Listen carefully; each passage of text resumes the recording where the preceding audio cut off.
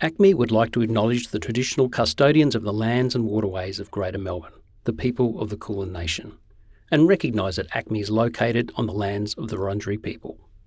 We also acknowledge First Nations people as the original storytellers of this land, and recognise their significant contribution to the contemporary moving image. So today we're going to step you through thinking about media literacy, and the focus of this webinar today is about critical thinking and digital literacy in English. And so we're going to talk about why a media literacy framework is useful for thinking about those things. So we'll be talking about the relationship between critical thinking and media literacy, and we'll provide a framework for asking critical questions about media. We're going to touch on the new ACARA Media Consumers and Creators curriculum connection, and then talk about designing media literacy curriculum experiences before turning to an example of practice just to show you what it might look like in the classroom. Thanks, Amanda. So the first thing to focus on then is what is media literacy and why should we focus on it? And I guess I wanted to make the connection to digital literacy more broadly. We often talk about digital literacy as a thing that students need to have, and we talk about it in different kinds of ways. Sometimes we focus on things like online safety. Sometimes we focus on things like digital skills that are required to participate in our society today. And media literacy is just one other element of that broader kind of focus on digital literacy. But it's really the media literacy component that draws attention to critical thinking. So where digital literacy doesn't necessarily talk about the critical, media literacy absolutely does. So the Australian Media Literacy Alliance has a brand new definition for media literacy, which is that media literacy is the ability to apply critical thinking while using and creating different kinds of media. And so the question then is, well, but what does it mean to apply critical thinking? And so that's kind of what we're wanting to really unpack for you today, and hopefully have a bit of a conversation about that as well towards the end of the session. And so if we think about media literacy and critical thinking in a holistic sense, I think this is probably the best way into thinking about how this relates to the English classroom. And so this kind of overview here is an attempt to sort of map out the various elements and how they relate to one another. So if you think about all of the kinds of digital experiences that our students are having today and that we all experience on a daily basis, we're typically talking about digital texts and experiences like film, video, images, music, video and interactive games, social media, perhaps AR and VR, and increasingly generated media as well through things like generative AI. And so in the middle of the screen there, you'll see that we can break this down into making or writing and responding or reading. And then we can apply this to the reasons why we might be interacting with digital texts and experiences. So typically, we're interacting for entertainment purposes, or to find information, or to share information, or perhaps for persuasion, to put forward an idea or point of view to persuade others. And certainly, of course, we see a lot of advertising and things like that in amongst digital media experiences. So if we're thinking about all of that, then we can then apply this critical framework for thinking through what we call the media literacy key concepts. And this, we can use the acronym TRAILER for this. So technologies, representations, audiences, institutions, languages, and relationships. And so we can use those 6 key concepts to then be the basis for asking a series of critical questions. So on the next slide, we have just broken this down a little bit. And these are not the only questions that you could ask about each of these concepts, but there's certainly a starting point for that. So for technologies, how are media technologies used to access, create, and circulate media. For representations, how do the media portray people, places, and ideas? For audiences, who is the media made for and how do people respond to the media? Institutions, which organisations produce, distribute, regulate, and educate about media? For languages, how do media create through combining images, sound, and text? And then for relationships, what relationships do we have with the media, and how are our relationships mediated through the media, and particularly things like social media? So we'll jump to the next slide. Thanks, Amanda. So that's kind of the conceptual underpinning, or the series of questions we can ask that are at the heart of critical thinking about the media. And so, in terms of the Australian curriculum, that those concepts are represented in lots of ways across the curriculum. And ACARA has very kindly just recently released what they call a curriculum connection for media consumers and creators. And so what they have done is they have provided an explanation of how media literacy is represented in the Australian curriculum. So the various parts of the Australian curriculum where media literacy sits, and then they have mapped content descriptors across English, media arts, and other areas of curriculum that are relevant to media literacy. And so that's very helpful because it helps to see the places where the curriculum really highlights media literacy, and where these 6 key concepts in this critical framing sits in the Australian curriculum. So perhaps if just jumping to the next slide. So this is just a teaser here, just to provide a very initial first way into what would effective media literacy planning look like for English. And so I've tried to break this down into 3 steps. So start with the topic, then choose which critical framing concepts to highlight in relation to that topic, and then how can we construct appropriate learning experiences that relate to those concepts. And so I've given a year 2 example here and a year 8 example. And so these are just, just the beginnings of something, right? So if, for instance, in year 2, you were focused on storytelling with images and sounds, you might therefore choose to use the concepts of languages, technologies, and audiences as the underpinning for that, because languages is all about how do I put a story together through image, sound, and text, and how do I arrange that into genre and into style and so on, and for particular kinds of texts. Technologies is about, well, what technologies would I use to make those images, sounds, and text, and how would I use the technology to put those together in different ways through photo stories or through a short film or video, or whatever the case might be. And so then the lesson that you offer in relation to that, or just one lesson, might be about how to use still images in a sequence to tell a story. And so that's about storytelling, but of course, it's also inherently a way to think critically, because it starts to help the students understand that stories are not just they don't appear out of thin air, they're constructed, and that we have to make critical choices about how to put a story together. And then hopefully you can then use that knowledge to apply to other examples of storytelling to start to think critically about how the story has been put together. For the year 8 example, perhaps we might focus on something like misinformation and citizenship in that case.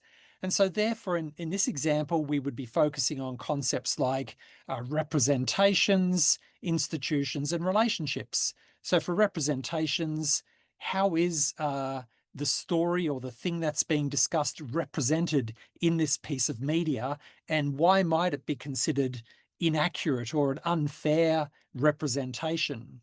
for institutions, we would be thinking about, well, why has this particular institution decided to make this piece of misinformation? Or why has this institution, like a digital platform, allowed an individual to spread misinformation on this platform? And how does that misinformation get circulated across the platform?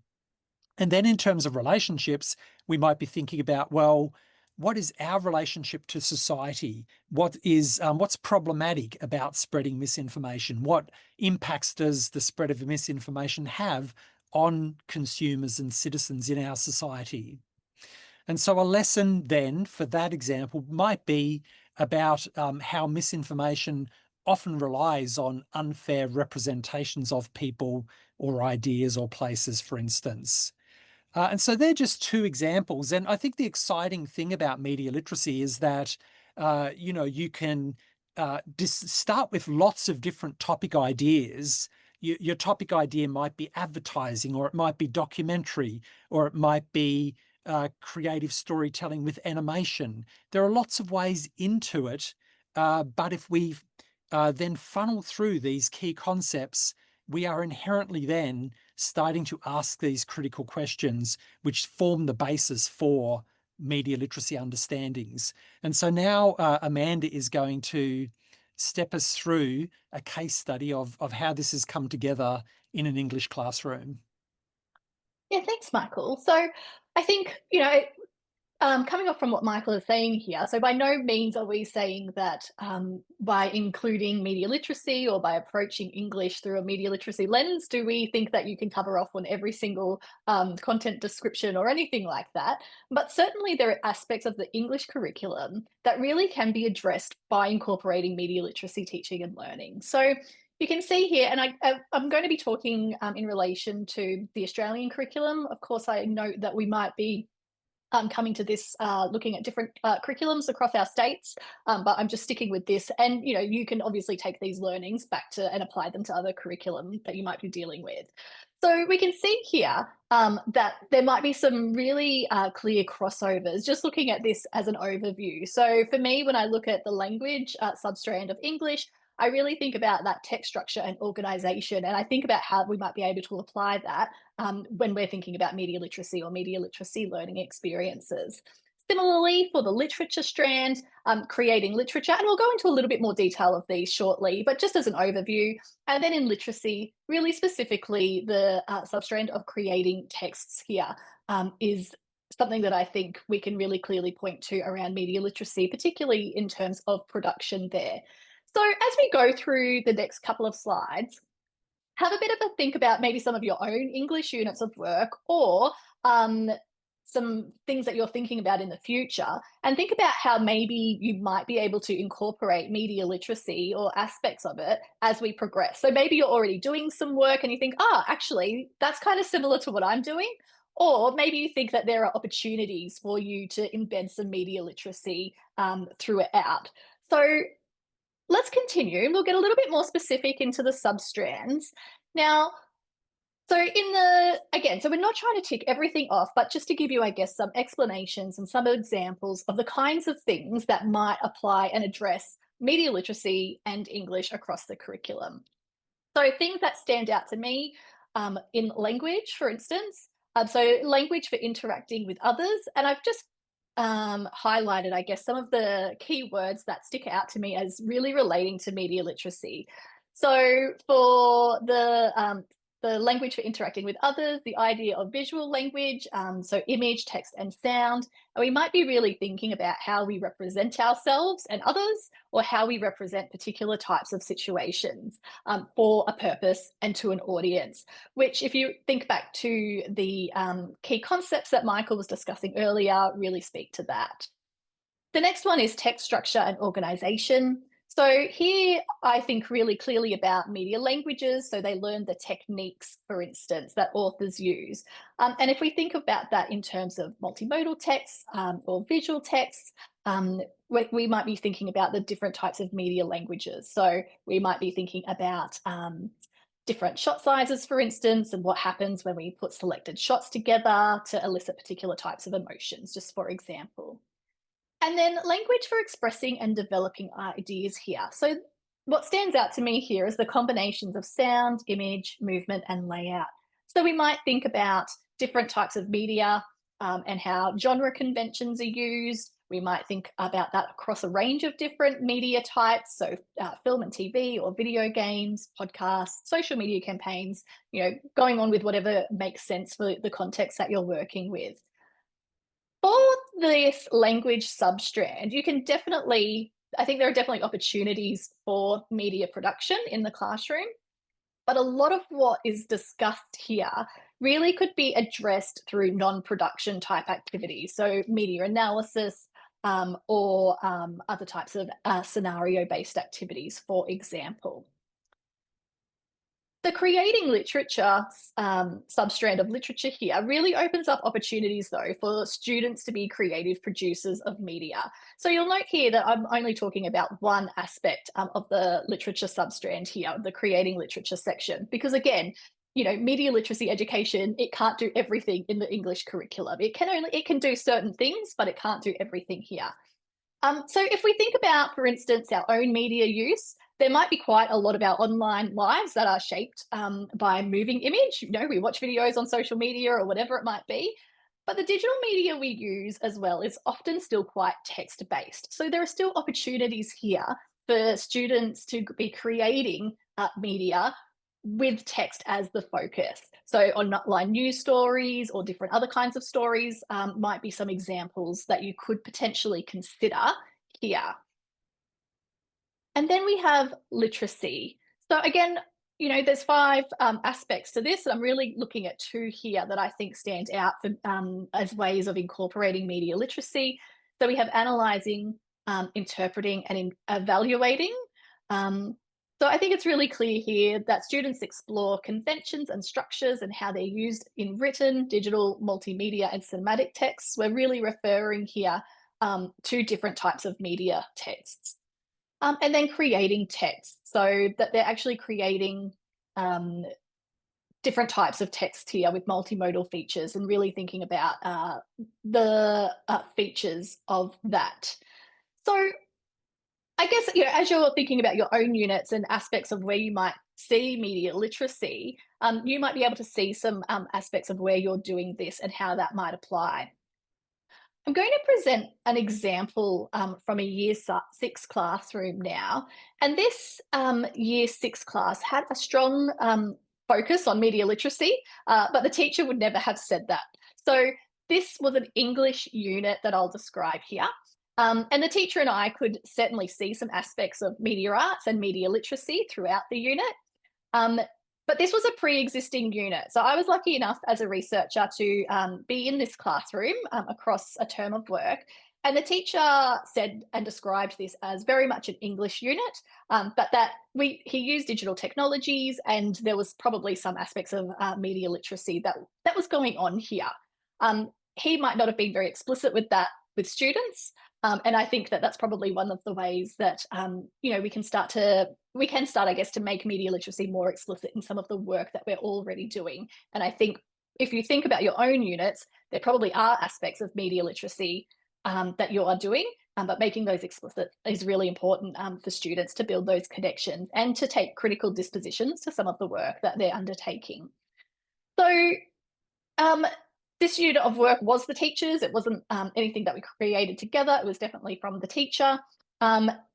And the students were led through a series of learning experiences across these 4 dimensions that I've put up here.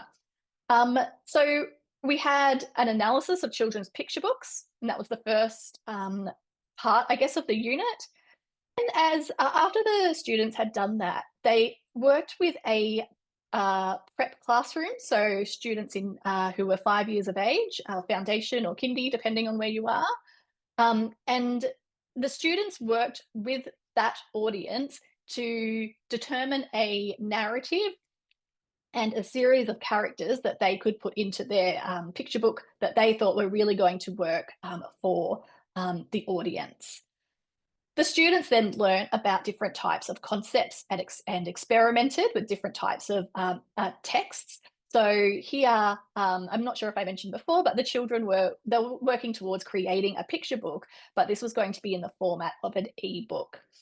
So they were working towards learning concepts about storytelling and visual communication, but also about some of the technology concepts as well, about how to actually create an ebook and how you might distribute and share that in different circumstances.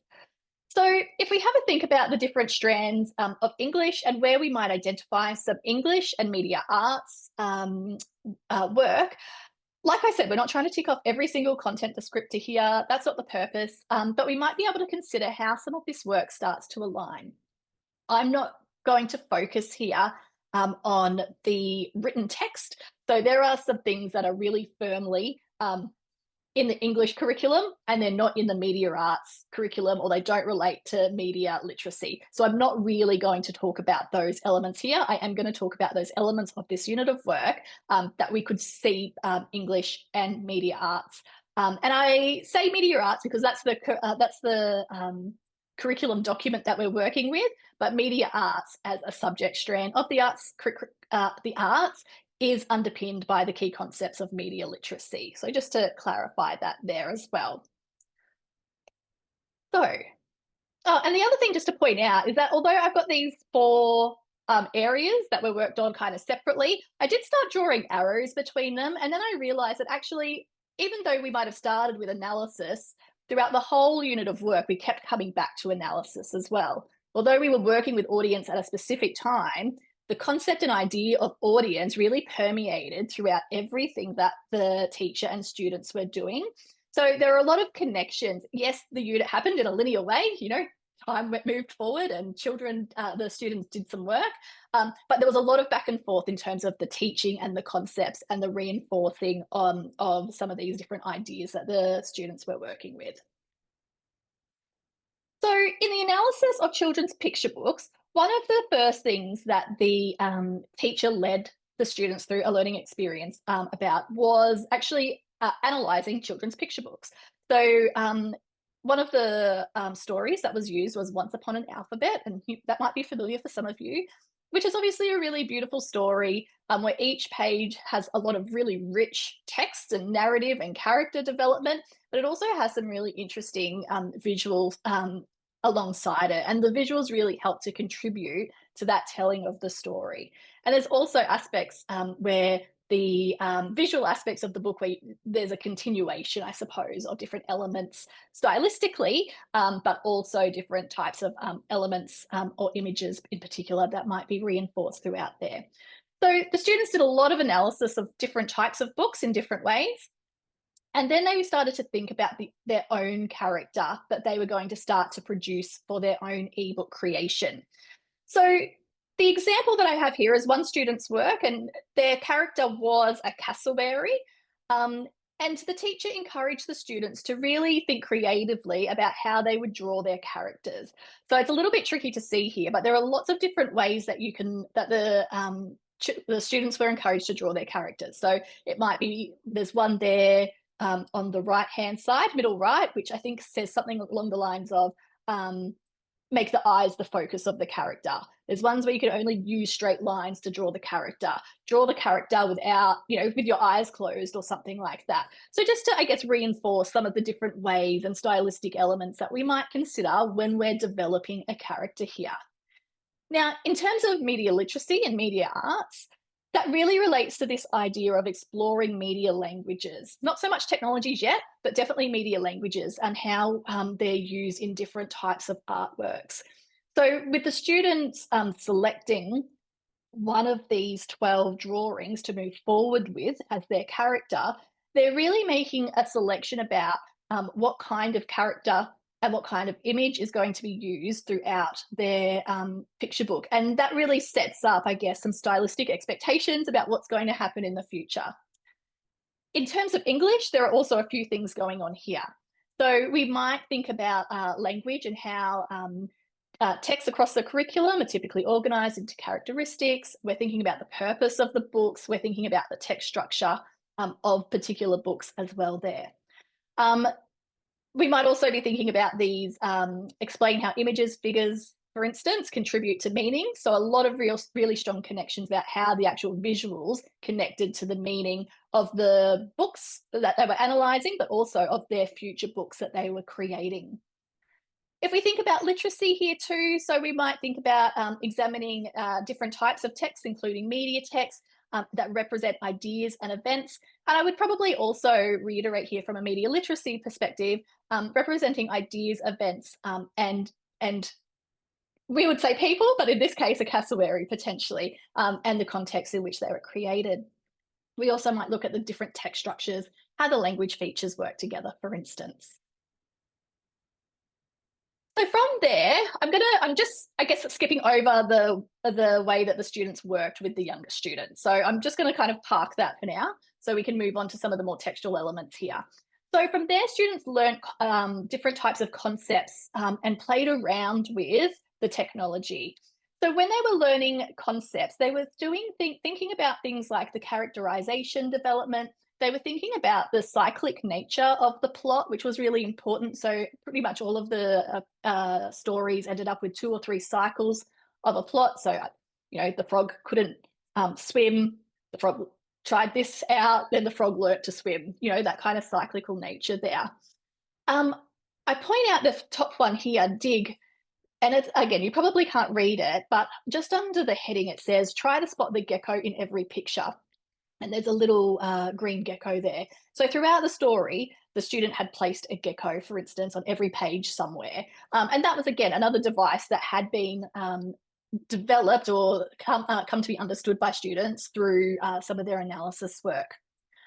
And they also learned how to, you know, use different types of apps for ebook creation, but also for illustrating and texture and thinking about the stylistic elements there. And then they got to the actual ebook creation. So they had to think about things like what would go on a front cover, what elements go on a front cover, where should the title be in the book, where should the author's name be. So all of those things, again, the textual features that are really coming into play here to communicate some kind of message to an audience. And these are just 2 different examples of a front cover. So from a media literacy perspective, again, we're really thinking about languages. And I mean, some of the key concepts from media literacy here are really around representation. So how we're representing particularly characters in this instance or ideas to an audience. And we're also really thinking about languages. So how have these elements been constructed by the students to come together to form this coherent ebook? So languages, media languages, we're using technology here. So, you know, not every single media literacy or media arts learning experience needs to have technology, but it is kind of something that is fun to do for starters.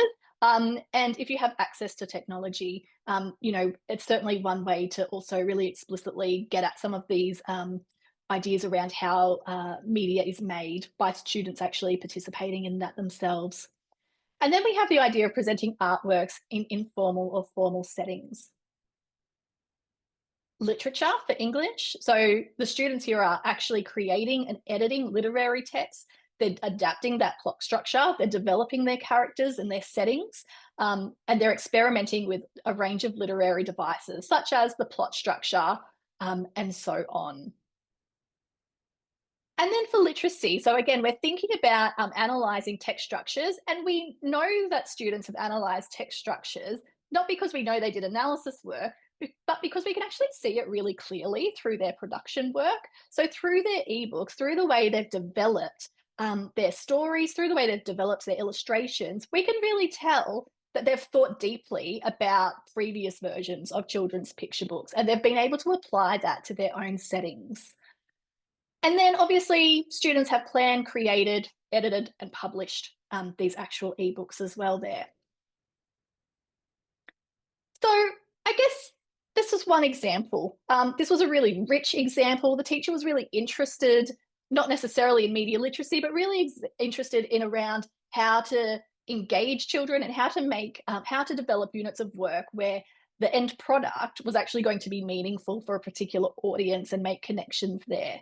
So I guess for you to think about how you might be able to include aspects of media literacy, including the digital in your own classroom, and maybe you're already doing some of this, but maybe making that more explicit for yourself and for your students will really help to foster some of those, will help you to ask critical questions about the kinds of work that you're doing.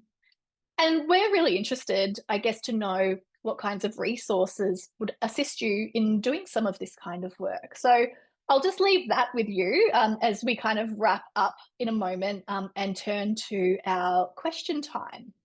So before we get to the questions, just if you would like to contact us, there are our details. We are always happy to chat about media literacy education. So please do get in touch if that's something that's of interest to you, or you want to learn more or help us learn more as well.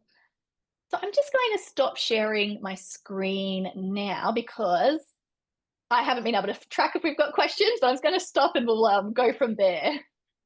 Great. Thanks so much, Amanda. And yeah, we do have an initial question, and it would be really terrific to hear other questions that people have as well. But the question that we have for the moment, and it's one that I will start to answer if you don't mind, Amanda, and then perhaps Go for it. you can kind of extend as well. But the question is, I'm interested to know more, to know when the critical thinking around media messages becomes more important. So considering the motivation or agenda of the author, etc. So I think the answer to that, and maybe it's, maybe we haven't made this as explicit as we might have yet, but the elements of media literacy come together over time. And so, for instance, with the process that Amanda is describing there in terms of that critical thinking about storytelling, but that embedded questioning of how you put images together and how text relates to a photograph, for instance, or an image, asking those kinds of questions becomes the basis for more sophisticated applications of those questions as students advance through schooling. So questions around a storybook, for instance, and how those elements come together may be then later on applied to an issue like misinformation, or may be applied to an example such as if we're thinking about how a particular cultural group is represented in the media. And so it's also where we do need to think about the different concepts. So if we start to apply institutions to this set of questions we're already asking, we might ask, for instance, well, why has someone made the image that way? And so if we ask a question like, why is the front cover of a picture book constructed a certain way? Why would that appeal to children? Why would children be more likely to pick up that book rather than another book? That starts to get into sort of critical questions around advertising and marketing, and it starts to help orientate students to these questions about how all images around us and how all media texts around us are constructed a certain way to appeal to an audience in particular ways. So it's really, this is why we say that media literacy is really a lifelong pursuit as well. It's not something that can happen just all at once. We need to build the knowledge and skills over time. So Amanda, do you have more to add to that? No, just I guess to say that I think in the primary school classrooms, we know that primary school teachers, if that's you, are really great at doing some of this work, particularly around audiences and representations and languages. But I think institutions as a concept, so what Michael was just describing, is very underrated. And sometimes we kind of leave it because it is a little bit tricky, but actually it really gets to the heart of what I think you're talking about around why people are, or the purpose, or the why people are actually, or organizations are engaging in making text, and why they want us to keep returning to particular types of media and some of those sorts of ideas. So I think that even though it might seem like a hard concept, if you're asking those kinds of questions, I think you're starting to get at the heart of that. And I would definitely encourage you to keep doing that. Mm. So we have another question now from Prue, and she's interested in the resources that already exist to support learning in media arts. And I actually think there's a link as well to the next question from Alex, which is they're curious about the new conceptual language and tools that might be needed for digital media literacy classroom. Do you think these concepts are clearly identified in the Australian curriculum, or do we need to look elsewhere? So where are these resources we can draw on? So concepts like interfaces, platforms, data, algorithms, etc. The truth is, or the answer is, that those concepts, there may be some of them in the elaborations in the Australian curriculum. So if you look at the content elaborations, sometimes those do point to particular ideas or concepts, but actually it is necessary usually to go looking elsewhere for further information about those things as well. And there are some really terrific resources that have already been developed by ABC Education, for instance. So the ABC Education team has created a suite of media literacy resources, which are really terrific. The Museum of Australian Democracy has got some really terrific stuff. The National Film and Sound Archive, and of course, ACME has some really terrific resources for media literacy. It is one of the challenges that we have, though, and I think this is something that that's important to recognise, is that it's not like, at the present at least, you can just pick up a textbook or a really convenient sort of set of resources that is going to show you exactly how to teach about algorithms with Year 5 students, right? So more work needs to be done on that. And it's something that we're starting to turn our attention to in the ARC Centre of Excellence for the Digital Child. Amanda, yeah. Yeah, I would also just add that, so like Michael was saying, I guess the knowledge base around what kinds of media we talk about when we're that we address when we're thinking about media literacy is a really unsettled kind of knowledge. So it changes really rapidly, which is why using the key concepts as a framework to help you ask questions is really valuable. So instead of needing, as a teacher, it's next to impossible to keep up with what all the kids are doing each day, and I can't keep up. But I do have that knowledge of the key concepts, and so I'm able to think, okay, if I approach this new type of media and I'm thinking about languages or I'm thinking about institutions, what kinds of questions do I need to ask? And I think that having that and really being explicit about that with students helps them to be able to do that. So it helps to be able to do that in the future, number one, but gets them into the habit of doing that as well, which I think is really important, because there might be times where in a particular year level or across their lifetime, they don't have access to a teacher who maybe is thinking about media literacy all the time. So we really want to support students to develop these critical understandings about the media. So then when they don't maybe have someone to ask, or they don't have someone to fall back on, that we actually have created, or not created, that's not what we're doing, but we've helped to support future citizens to be able to ask these questions themselves. Mm. Yeah, and I think if, in terms of curriculum design, going back to that kind of simple sort of formula that I tried to provide earlier, what is the topic we're interested in? So if our students are, in Year 6 are suddenly talking a lot about video games, and you're maybe a little bit worried about the kinds of gender representations that are coming through in video games, then it would be perfectly possible to construct an English unit of work around video game narratives and how characters are represented in video games. And so then we turn our attention to, well, we can't do all 6 key concepts all the time. It's better to just choose a couple at a time. So maybe for that unit, we focus in on representation, we focus in on maybe relationships or something like that. And then we start to construct curriculum related to those ideas. And we then start to look for resources that support those learning activities.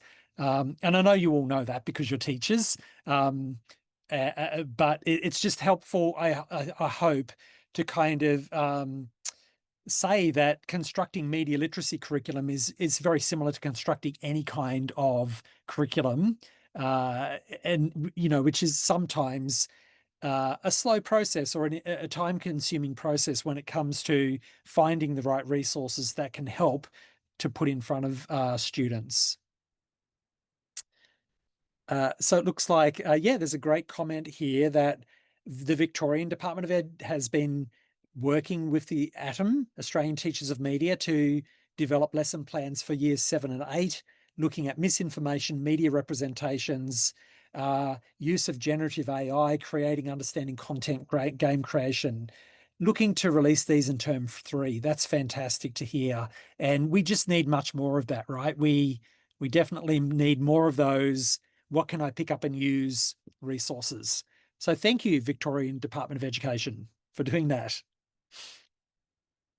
I think we're just about at time, actually. We are, in fact. Thank you so much, Michael and Amanda. That was most illuminating for all of us. And thank you for mentioning ACME and its resources. So for teachers who are interested in maybe thinking about some resources that are available online, we've got quite a few resources related to production, which bring in a lot of the concepts that Michael introduced right at the start. So, for example, we have Film at the Filmmaker's Toolkit. We've got a Game Builder resource. We've got another one related to animation. And for people working with really young children, there's a terrific little resource around making story trailers instead of film trailers. So that would go really nicely with that e-booklet example that you provided earlier with the young kids, Amanda. I'd like to thank both Amanda and Michael, but I'd also love to thank the teachers and the other participants who are online, and particularly those who asked some questions. It really adds to the whole, the meaningful nature of what we get out of these webinars.